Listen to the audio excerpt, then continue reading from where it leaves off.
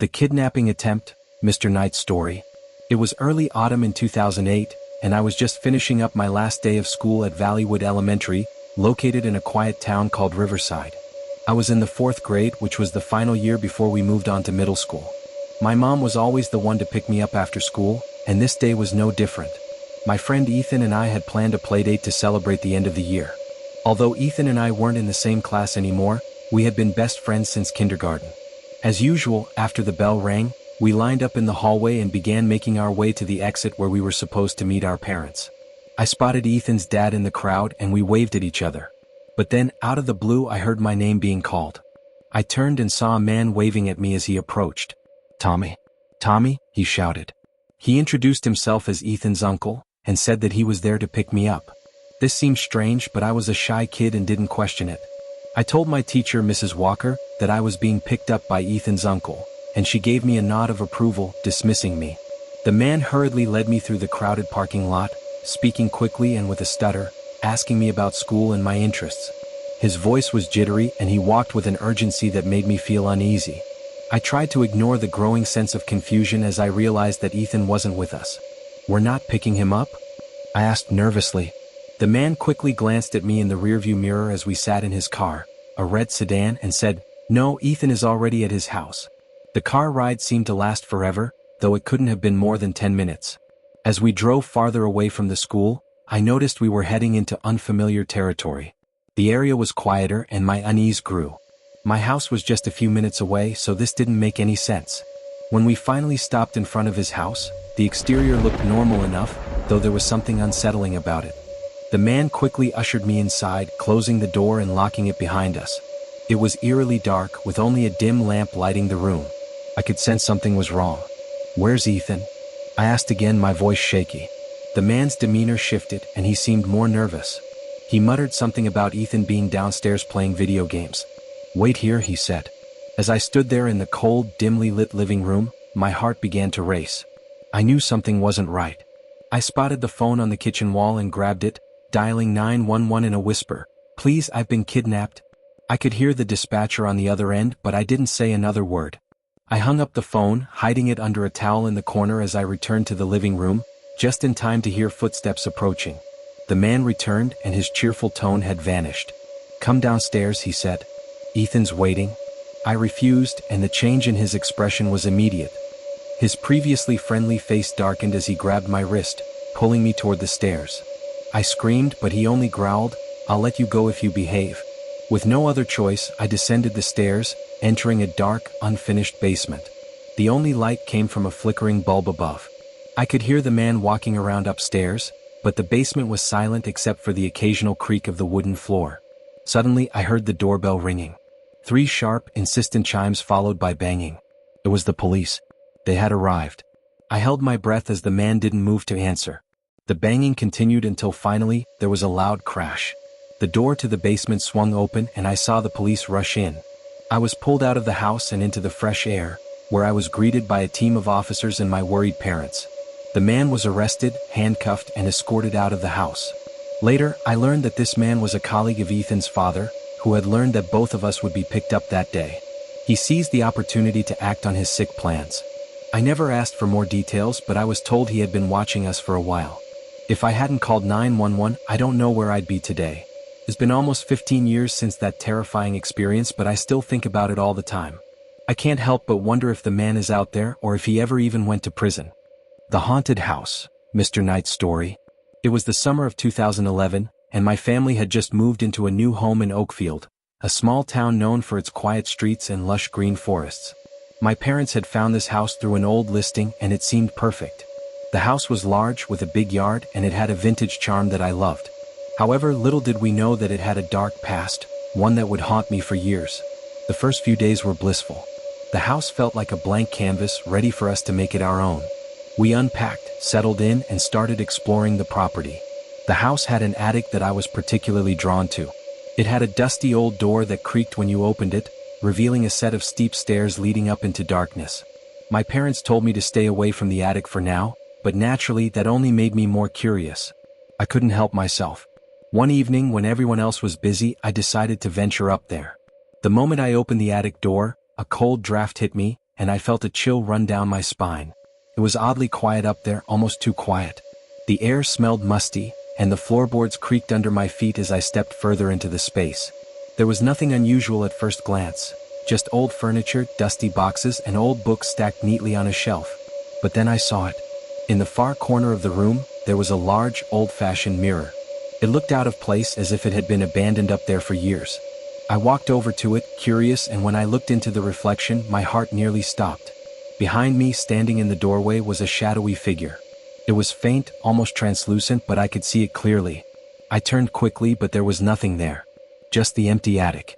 My breath caught in my throat and I backed away from the mirror. I knew I had to leave, but something kept me rooted to the spot. Suddenly, I heard a faint whisper, barely audible, as if someone was calling my name. "Ellie." It was a soft, eerie voice, one that seemed to come from nowhere. My pulse quickened and I sprinted down the stairs, not daring to look back. When I reached the safety of the living room, I told my parents what had happened, but they just brushed it off, thinking I had imagined it. The next few days were filled with strange occurrences. Doors that would swing open on their own, lights flickering when no one was near the switches, and the sound of footsteps when no one was walking. I couldn't shake the feeling that something was watching me, waiting for me to make a mistake. I began to avoid the attic, but the mirror seemed to haunt me. Every time I walked past the door, I could feel its presence, like it was calling me back. One night, after weeks of strange happenings, I woke up to the sound of footsteps outside my bedroom door. I was paralyzed with fear, unable to move or call out. The footsteps grew louder, closer, until they stopped right outside my door. Then I heard a voice, the same voice from the attic. "Ellie, it's time." I couldn't take it anymore. I rushed downstairs and told my parents we had to leave. That night, we packed our things and stayed at a hotel. The next morning, we found out from our neighbors that the house had been abandoned for years before we moved in. It used to belong to an elderly couple, who were said to have died under mysterious circumstances. The rumor was that the husband had passed away in the attic, and the wife had gone mad, believing his spirit still lingered in the house. We never returned to that house again. To this day, I don't know what I saw in that mirror, but I'm certain it wasn't just my imagination. And I'll never forget the voice calling my name, urging me to come back. The old doll, Mr. Knight's story. It was the spring of 2009 when my family decided to visit a small antique store on the outskirts of town. My mom loved old trinkets and my dad thought it would be a fun outing for us all. The store was nestled between two rundown buildings, hidden from the main road. When we stepped inside, the musty smell of old wood and dust hit me immediately. The shelves were filled with all kinds of old items, furniture, paintings, and odd-looking knickknacks. But there was one item that immediately caught my eye. In the back corner of the shop, sitting on a small wooden table, was an old doll. It had porcelain skin, dark eyes, and a faded, vintage dress. The thing that made it stand out, though, was the expression on its face. It was like it was staring directly at me with an eerie, almost lifelike quality. I couldn't help but feel drawn to it. Despite my initial unease, I walked over and picked it up. "Mom, look at this doll," I said, holding it up. "It's kind of creepy, don't you think?" My mom smiled and said, "It's just an old doll. Lots of people collect them." But I wasn't so sure. The doll's eyes seemed to follow me as I moved around the store. I felt like something was off, like the doll wasn't as harmless as it appeared. I even mentioned it to my dad, but he just chuckled and told me I was being dramatic. In the end, my parents bought it for me, thinking it would be a quirky addition to my collection of childhood toys. We took it home and I set it up on a shelf in my room where it would stay for the next few days. That night, I couldn't shake the feeling that the doll was watching me. Every time I turned to look at it, it felt like it had moved slightly or its eyes had shifted. But I brushed it off, convinced it was just my imagination. However, things only got stranger. Over the next few nights, I began to hear soft, scratching noises coming from the direction of the doll. At first, I thought it was just the house settling, but the noises became more frequent and louder. I'd wake up to find the doll positioned in different spots on the shelf, even though I was certain I hadn't moved it. One evening, I decided to place the doll face down on the shelf, hoping to stop whatever strange occurrences were happening. But when I woke up the next morning, the doll was sitting upright, staring directly at me, its expression even more unsettling than before. That's when I knew something was wrong. I tried to get rid of the doll. I placed it in a box and left it at the front door, but the next day it was back on the shelf. This happened several times until I decided to leave it at the antique store where I found it. The moment I placed it on the shelf inside the store, I felt an overwhelming sense of relief. The store owner looked at me strangely but didn't say anything. I walked out, never looking back. Years later, I heard from a friend who visited the shop that the doll was still there. And to this day, I wonder if it's still watching, waiting for the next person to take it home. The Visitor in the Night, Mr. Knight's Story. It was a chilly November evening in 2011 when my friend Jake invited me over to his house for a sleepover. We had known each other since childhood, and we had spent countless nights hanging out, playing video games and watching movies. But this night was different. Jake's house was an old Victorian-style home, located on the edge of town. It was always a bit eerie with its creaky floorboards and dimly lit rooms. The kind of place that made you feel like you weren't ever truly alone, no matter how many people were in it. That night, after we'd finished our usual routine, we settled into the living room to watch some horror movies. The wind outside howled, making the old house groan and creak. It felt like the house itself was alive. As the night wore on, we began to hear strange noises coming from upstairs. At first, we thought it was just the house settling, but the sounds grew louder. It sounded like footsteps, slow, deliberate, almost as if someone was pacing back and forth. We both tried to ignore it, telling ourselves it was just the wind or maybe an animal on the roof. But then we heard the distinct sound of a door opening. I looked over at Jake, my heart racing. He didn't seem as concerned as I was, but I could tell something was off. I suggested we go check it out, but Jake insisted we stay put and continue watching the movie. As we sat there in the dim light, the noises became more pronounced. The footsteps now sounded closer, like they were coming down the hallway. I couldn't take it anymore. I stood up and walked toward the stairs, with Jake reluctantly following me. We crept up the stairs, trying to be as quiet as possible. The closer we got to the top, the more intense the sounds became. When we reached the top of the stairs, we saw a figure standing at the end of the hallway just before the bathroom. The figure was tall and dressed in what appeared to be an old-fashioned coat.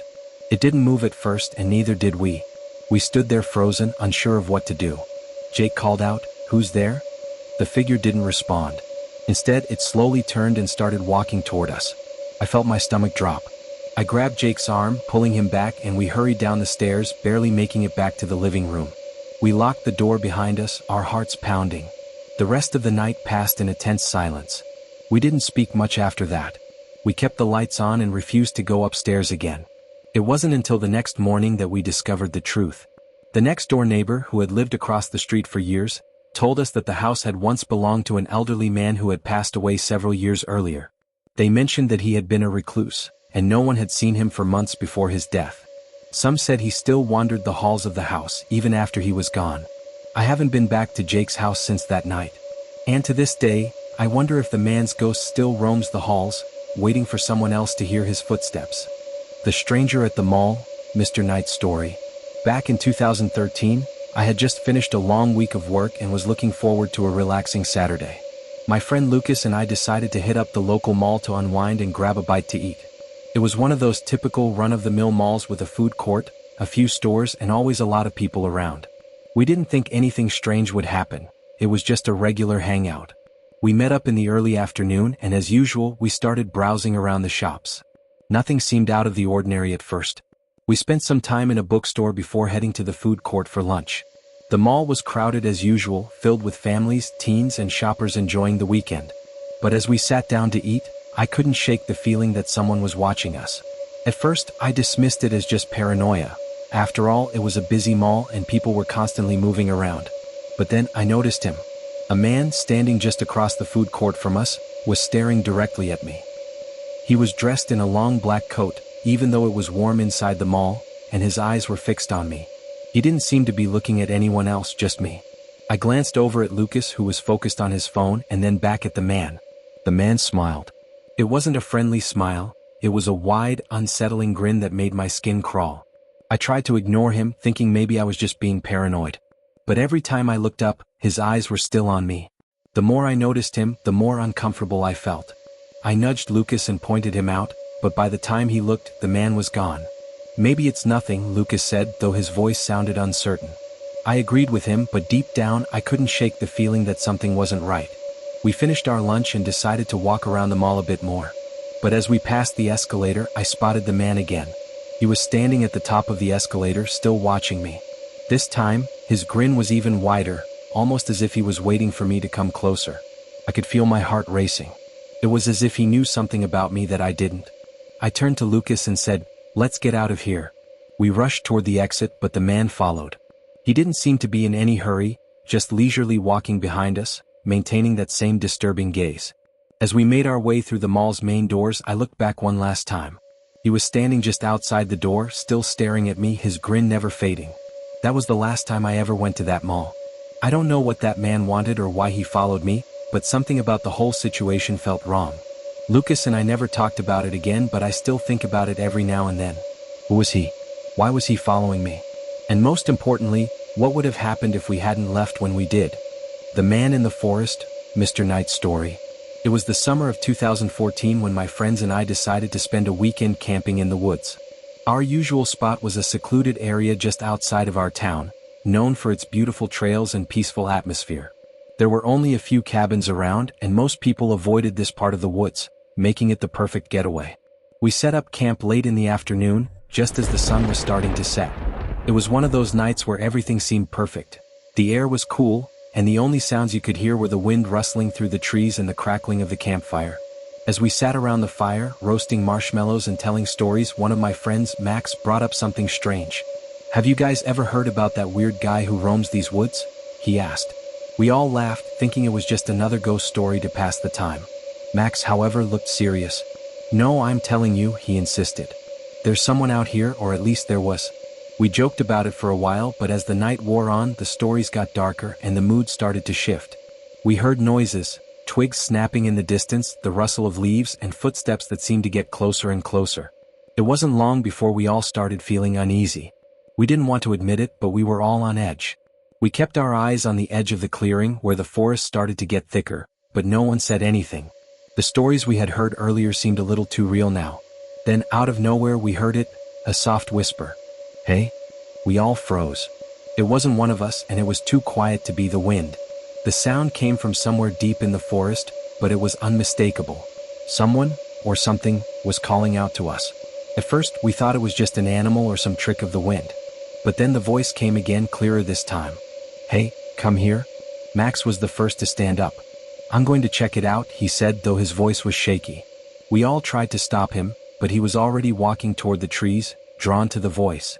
I didn't want to be the one to stay behind, so I followed him along with a few others. The forest felt unnaturally silent now, with no birds or insects to break the stillness. The deeper we went, the more the air seemed to grow heavy, like something was watching us. We walked for what felt like forever, but there was no sign of anyone.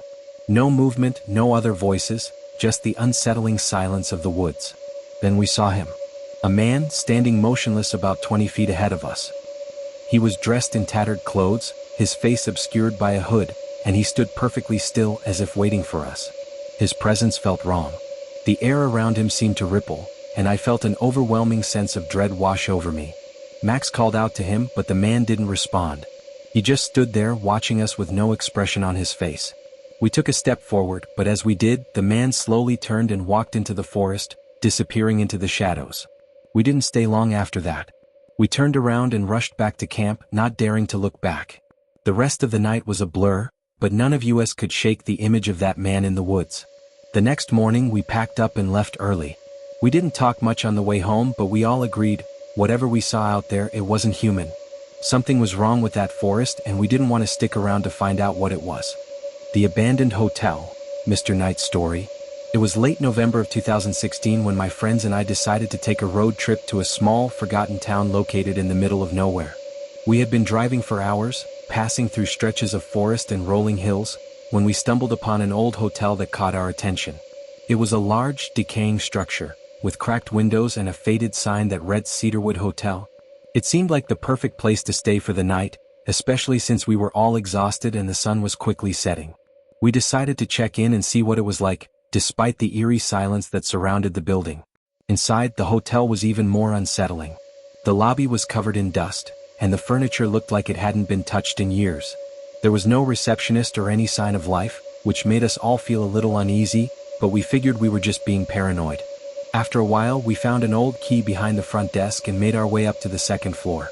The hallway was dimly lit, with peeling wallpaper and the faint smell of mildew in the air. It felt like something was off, but we laughed it off, joking about how creepy it looked. We found our room, which was even worse than the hallway. The bed was covered in threadbare blankets, and the floorboards creaked with every step. But we were tired, so we made the best of it, unpacking our things and deciding to go to bed early. That's when the strange noises started.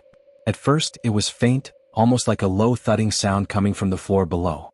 We assumed it was just the old building settling, but as the night went on, the noises grew louder, more distinct.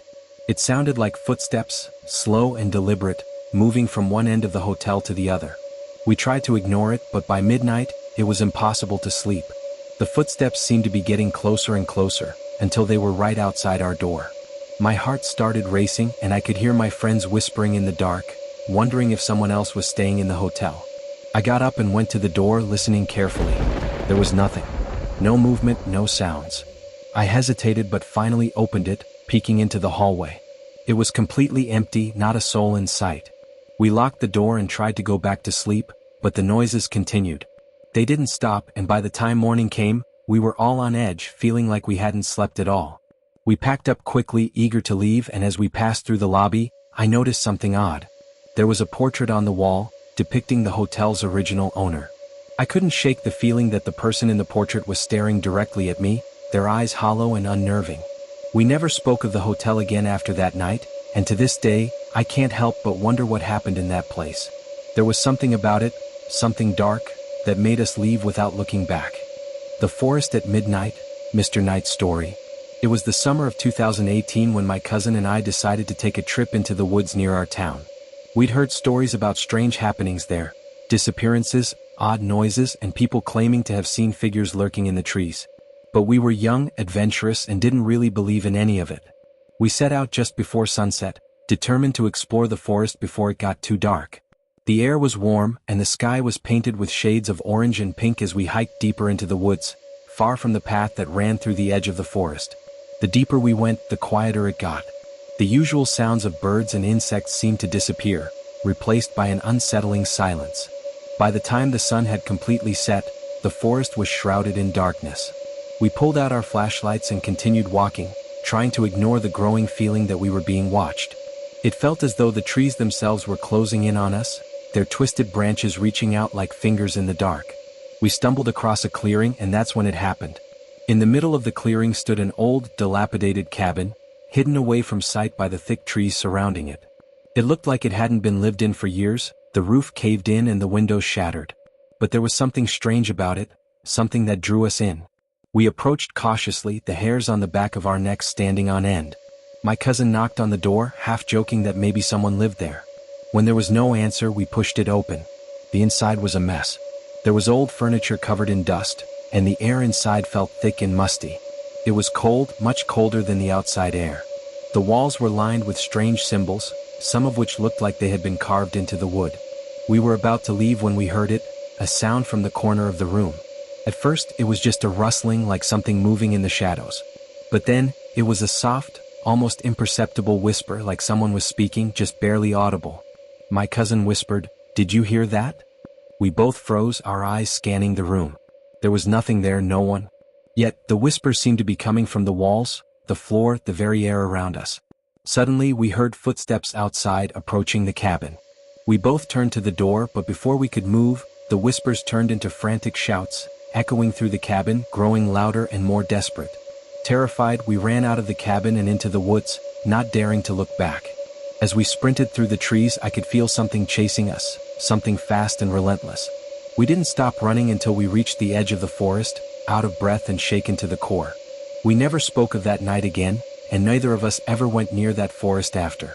To this day, I don't know what we encountered in that cabin, but I'm certain it wasn't just a figment of our imagination. The Old House on Elm Street, Mr. Knight's story. This event took place back in 2017, when I had just moved into a new town with my parents. We had found a nice house on Elm Street, a quiet, residential area with tree-lined streets and old homes. The place seemed perfect, and the rent was reasonable, which made it even more attractive. The house itself was large, built in the early 1900s, and had an old charm to it: tall windows, wooden floors, and a big, creaky staircase. But there was something off about it.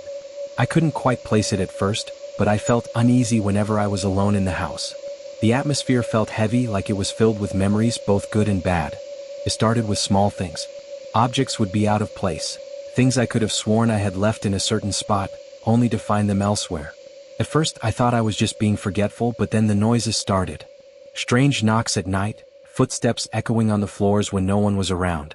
Sometimes I'd hear a faint whispering, but when I turned around there would be no one there. One night, I woke up around 3 a.m. to a loud bang coming from the attic. It sounded like something had fallen, followed by the distinct sound of footsteps walking across the attic floor. I tried to ignore it, but the noise kept getting louder. My heart was racing as I tried to convince myself it was just the house settling, but deep down, I knew it wasn't. The next day I told my parents about the noises, but they just brushed it off. I wasn't sure if they didn't believe me or if they were just trying to ease my mind. So, I decided to investigate on my own. I went up into the attic, flashlight in hand, and the moment I opened the door, the temperature dropped. It was freezing in there, and the air smelled musty, like something had been locked away for years. As I stepped inside, I noticed an old, dusty chest in the corner of the room. It was strange because I had never seen it before. I had searched the attic when we moved in, and it hadn't been there then. Curious, I approached the chest and opened it. Inside, I found old photographs, faded and yellowed with age. They were pictures of a family, people who looked like they were from another time. There were photos of a man, a woman, and several children, all smiling in front of what looked like the very house I was living in. But there was something unsettling about their faces. The smiles seemed forced, like they were trying to hide something. As I sifted through the photos, one caught my eye. It was a picture of the same family, but in the background of the photo there was something else. A shadowy figure standing in the doorway of the house, its features hidden by darkness. My heart skipped a beat. It wasn't just a trick of the light, it was something else, something that shouldn't have been there. I decided to leave the attic, but as I turned to leave, I heard it. A soft voice, barely a whisper, but it was clear. Said my name. I ran down the stairs and didn't stop until I was outside. That night, I didn't sleep at all, too terrified to go back into the house. The next day, I gathered my things and left without telling anyone. I couldn't shake the feeling that something in that house didn't want me there. Years later, I learned that the house on Elm Street had a dark history. The family in the photos had lived there many years ago, but all of them had mysteriously disappeared without a trace. No one had ever found out what happened to them. To this day, I don't know if what I experienced was just my imagination or something much darker, but I'll never forget the feeling of being watched in that house. The abandoned cabin, Mr. Knight's story. It was the summer of 2018 when I decided to go on a solo camping trip in the woods just outside of my hometown. I had always been an outdoors person, and the idea of escaping the noise of the city for a few days of peace and quiet sounded perfect. I found a secluded spot near an old trail that hadn't been used in years, at least according to the locals. There were no other campers around, which I thought was ideal for some solitude. As I set up my tent, I noticed an old cabin in the distance, partially hidden by trees. It looked like it hadn't been lived in for a long time. Its wooden structure was worn and dilapidated, and the windows were boarded up. Curiosity got the better of me, so I decided to check it out the next morning. That night, the wind howled and the trees swayed in the breeze. I couldn't help but feel uneasy, but I brushed it off as just the typical sounds of the forest. I eventually fell asleep, only to be awoken in the middle of the night by strange noises. At first, it sounded like footsteps, slow, deliberate steps walking around the outside of my tent. My heart raced. I convinced myself it was just an animal, maybe a deer or a raccoon, but I couldn't shake the feeling that something was wrong. The footsteps stopped after a while, and I finally managed to fall back asleep. When morning came, I decided to head over to the cabin. The woods were eerily silent, the only sound being the crunch of leaves under my boots. When I reached the cabin, I noticed that the door was slightly ajar, as if someone had recently been inside. I pushed the door open and stepped inside. The air was thick with dust and the smell of mold. The interior was dark, save for the weak light filtering through the cracks in the boarded-up windows. The furniture inside was old and broken, and there was a fireplace that looked like it hadn't been used in decades. But what really caught my attention was the strange symbols carved into the walls, markings I had never seen before. I stepped closer to examine them, and as I did, a chill ran down my spine. The symbols seemed to form some kind of pattern, but it was difficult to make out any meaning. I wasn't sure if it was some sort of ancient language or just random carvings, but there was something unsettling about them. I was about to leave when I heard a noise from the corner of the room, like a chair scraping against the floor. I spun around, but there was no one there.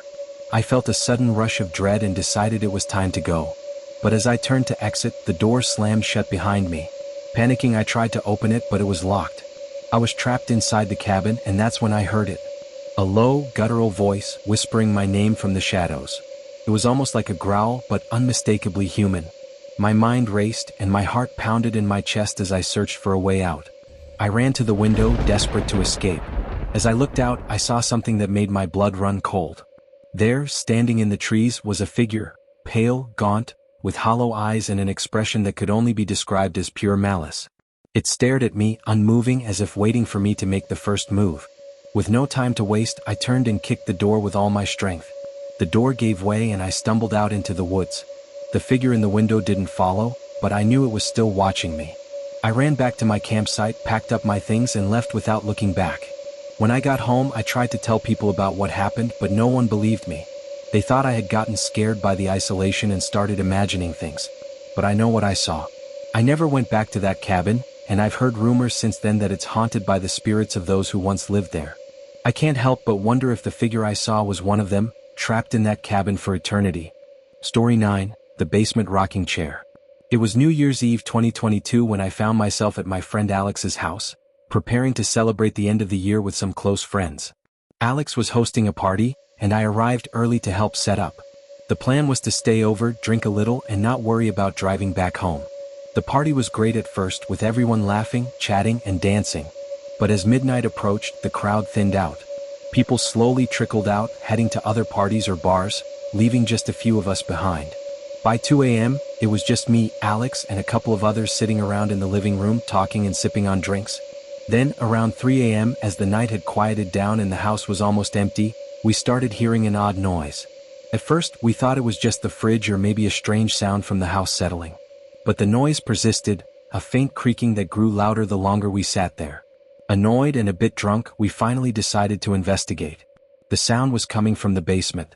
Alex opened the door and we both stood at the top of the stairs trying to make sense of the noise. "Who's down there?" Alex called out into the darkness, but there was no reply. The creaking stopped, but we were too curious to just leave it at that. We grabbed some knives from the kitchen, not exactly the best decision, but we were too drunk to think clearly. Cautiously, we descended the stairs trying to stay quiet. The basement wasn't large, but it was cluttered with old furniture, boxes, and random stuff. After a brief search, I noticed a rocking chair in the corner. Curious, I sat in it, and immediately the creaking sound returned. I froze, realizing that this was exactly the noise we'd been hearing. My blood ran cold. As I stood up, the creaking continued even though I was no longer sitting in the chair. Both of us were terrified and ran up the stairs without a second thought, slamming the basement door behind us. We couldn't come up with any logical explanation. It was just too unsettling. The rocking chair had belonged to Alex's grandmother, who had passed away years ago, and his mother had kept it in the basement for sentimental reasons. We didn't speak much about it after that night, but neither of us could shake the feeling that something was wrong with that chair. Alex kept the basement door locked for days, and though no one was ever found in the basement, we couldn't help but wonder if we'd just witnessed something paranormal. Story 10, The Man Who Knew Too Much. This event took place back in 2013, and I still remember the eerie details like it happened yesterday. I was spending the weekend at my cousin's house in a small town not far from our city. We had planned to hang out with some of my cousin's friends and play video games, but things took an unexpected turn. My cousin and I were in the living room when the doorbell rang. I wasn't expecting anyone, but my cousin went to answer it. A man I'd never seen before stood there, smiling. He said he was looking for my cousin's father, who I knew wasn't home. The man seemed overly friendly, which was a bit odd, but I didn't think too much of it. The man didn't leave though. He seemed to know things about my family that he shouldn't have. He mentioned details about our house, about people we knew, and even things we hadn't talked about for years. I started to feel uncomfortable and tried to signal my cousin, but he didn't seem to notice anything unusual. The man continued to stand there, still smiling and talking as if he knew everything about us. But there was something wrong. Something about his smile didn't match his eyes. After what felt like an eternity, I could feel my heart pounding in my chest. My cousin's dad was still missing, and I realized that man had no reason to be there. I turned to leave the room, but the man blocked my way. Without saying a word, he pointed to the stairs and then to a door I didn't recognize. My mind raced with fear and I knew I needed to get out. I ran to the kitchen, grabbed my phone, and dialed 911. My hands were shaking so much I almost dropped the phone, but somehow I managed to tell them that someone was in the house who shouldn't be. By the time I returned to the living room, the man was gone. The police arrived shortly after, and they found traces of him around the house. My cousin's parents were shocked to learn how close we had come to something much worse. The man was never caught, and the whole ordeal left us on edge for months. Looking back, I realize how lucky we were. The shadows in the walls, Mr. Knight's Story. It was a typical Tuesday evening in late September 2018 when my wife, Sarah, and I moved into our new home on the outskirts of town. The house was older, built in the early 1900s, and had that classic lived-in charm. It was a fixer-upper, but the price was right and we were excited to start fresh. Little did we know, our new beginning would soon turn into a nightmare. The first few days were spent unpacking, painting, and getting settled. The house had a weird, musty smell, but nothing too unusual for an old house.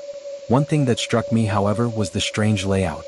There were narrow, almost hidden hallways, and a basement that seemed to go on forever. Sarah felt the same unease I did, but we chalked it up to the house's age and the stress of moving. On the fifth night, something happened that we couldn't explain. Sarah and I were sitting in the living room watching TV. The house was quiet, the kind of silence that settled in late at night. Suddenly, we heard a soft thudding sound from behind the walls. I froze, trying to figure out what it was. The sound wasn't coming from the floor or the ceiling, but from the walls themselves. At first, I thought it was just old pipes or the house settling, but it felt different. The thudding grew louder, more rhythmic. It was as if someone was gently tapping on the wall, but no one was there. Sarah looked at me with wide eyes, and I could see her nervousness mirroring my own. We decided to investigate. Armed with a flashlight, we went to the hallway where the noise seemed to be coming from. As we stood there, the tapping stopped abruptly, leaving an eerie silence. I touched the wall, but there was no vibration, nothing that would explain the sound. Then, without warning, the sound came again, but this time it was much closer, right behind the wall next to us. I jumped back, my heart pounding. We stared at the wall, frozen. The tapping turned into a scratching noise, like something was dragging itself along the plaster. Frightened, we retreated to the living room. I called a friend who had some experience with old houses, and he suggested we call in a professional to check the pipes. But something about the entire situation didn't sit right with me. The next day, we decided to open up the wall in the hallway, determined to find the source of the noise. When we removed the drywall, what we found was beyond anything we could have imagined. The space behind the wall was large, far bigger than it should have been, and it was filled with dust, old newspapers, and something far worse. There were strange symbols scrawled on the inside of the wall, and in the far corner, a collection of human bones, no larger than a child's hand. We immediately called the authorities, but the investigation yielded no answers. The bones were identified as belonging to a child, but there were no records of anyone ever disappearing in the area. The strangest part? The scratching stopped the moment we uncovered the bones. It was as if whatever had been trapped in those walls had finally been set free. We moved out that very night. The house was left abandoned, and I've never been able to shake the image of those bones or the sound of the tapping that seemed to come from the walls themselves. To this day, I can't help but wonder if something still waits behind those walls, waiting to be discovered again. The Lost Call, Mr. Knight's Story. It was late October 2017 when I found myself driving back from a business trip late at night. I had just crossed over the border between states and was on a long stretch of highway that ran through some rural areas. The road was empty, and the only thing I could see was the pale light of my headlights cutting through the darkness. I was looking forward to getting home, but the loneliness of the road had started to make me uneasy. As I drove, I decided to call my wife to pass the time. I dialed her number, but the call went straight to voicemail. I tried again, thinking it was just a bad connection, but the same thing happened. Slightly frustrated, I let the phone rest in the cup holder and focused on the road ahead. A few minutes passed when I heard my phone buzz. I looked down to see a missed call notification from my wife. Confused, I immediately called her back. The phone rang once, then twice. Then finally she picked up. "Hello?" Her voice was shaky, barely audible, and strangely distant. "Hey, I'm sorry. I just called, but you didn't pick up. I'm on the road now, almost home." There was a long pause before she replied, and when she spoke, her voice sounded more urgent. "What do you mean you're on the road?" "I'm sitting in the living room. I haven't heard from you all night." My stomach dropped. "What are you talking about?" "I'm driving back now. I've been on the phone with you for the past 5 minutes." There was a moment of silence on the other end of the line. Then quietly she whispered, "You're not home yet, are you? Because there's someone at the door." My heart pounded in my chest. "What do you mean, someone's at the door?" Before she could answer, I heard a loud knock on the phone, followed by a muffled voice, low and distorted. It wasn't her voice, but it sounded almost exactly like it. "Let me in." I could barely breathe. "Are you there?" I shouted into the phone. The line went dead. Terrified, I pulled over to the side of the road, panic overtaking me. I tried calling her again and again, but the calls wouldn't go through. My hands were shaking so badly I could barely hold the phone. I had to get home. The thought of someone pretending to be her trying to get inside was too much. I floored the accelerator, pushing my car faster than I had ever gone. But as I neared the exit to my town, my phone buzzed again. A message this time from her. "I'm sorry, it wasn't me." I immediately turned around and headed straight for the nearest police station. The dispatcher took the report seriously, especially after hearing about the distorted voice. When we arrived at my house, everything seemed normal. The door was locked, the lights were off, and there were no signs of forced entry. No one had been there. I still don't know what happened that night. I never did reach my wife until I was safely inside the house. But to this day, whenever I drive that stretch of road, I can still hear that voice on the phone, soft, distorted, and eerily familiar. It still haunts me, and I've never been able to figure out who was really trying to get into our house that night. The shadows in the walls, Mr. Knight's story. It was the fall of 2016 when my family and I moved into an old colonial house on the outskirts of town. The place had been empty for years, and it had that air of abandonment that made it feel both lonely and eerie. The house was large, with high ceilings and narrow hallways that made it feel like a maze. The previous owners had left in a hurry, or so we were told, and when we arrived, we were the only ones around for miles. The first few weeks were normal, at least on the surface. The air was cold at night, but that was to be expected with an old house. But as we started unpacking, I began to hear strange noises, almost like faint scratching or tapping from the walls. At first, I thought it was just the house settling. After all, it was old. But the noises kept happening, especially at night. I remember one night in particular when the sounds grew louder. I was sitting in my room trying to relax, when I heard something scratching behind the wall next to me. It wasn't just a random noise, it was deliberate, as though something was trying to get through the wall. My heart raced, and I couldn't shake the feeling that I wasn't alone. I decided to investigate. The next day, I took a flashlight and started inspecting the walls in the room. There was nothing visibly wrong, but when I placed my ear against the wall, I could hear faint whispers. My breath caught in my throat.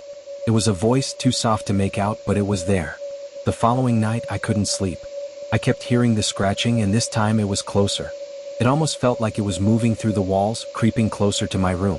I called out to my parents, but they were asleep. I was too scared to leave the room and go to them. As the nights passed, the scratching got worse and the whispers grew louder. But one night, I woke up to something far worse. I had fallen asleep, only to be awoken by a shadow, dark and long, crawling along the wall beside my bed. It wasn't a trick of the light. The shadow was moving. I couldn't breathe. The figure in the shadow seemed to be crawling, inching its way toward me. It had no shape, no distinct features, just a form that seemed to warp and stretch as it crawled along the walls. I tried to scream, but no sound came out. My body wouldn't move. The next morning, I went to my parents, but they didn't believe me. They thought it was just nightmares. But I knew something was in those walls. The feeling that something was watching me never went away. One night, after weeks of torment, I decided to take matters into my own hands. Armed with a hammer and a crowbar, I began to tear apart the wall in my room. My hands shook, but I kept going, desperate to find out what was behind it. When I finally broke through, I found something I will never forget. Behind the wall, hidden in a small, confined space, was a decaying body. A man, his eyes wide open, frozen in terror. He had been there for years, perhaps decades. I screamed, and my parents rushed in, but by the time they arrived, the figure in the wall had vanished. The house was abandoned again just a few weeks later. We left and never returned. To this day, I can still hear the faint scratching and whispering in the walls when I close my eyes. I don't know who or what that man was, but I'll never forget what I found. Something was waiting for me in that house, and I'm not sure it ever left. Story 10, The Man Who Knew Too Much. This event took place back in 2013, and I still remember the eerie details like it happened yesterday. I was spending the weekend at my cousin's house in a small town not far from our city. We had planned to hang out with some of my cousin's friends and play video games, but things took an unexpected turn.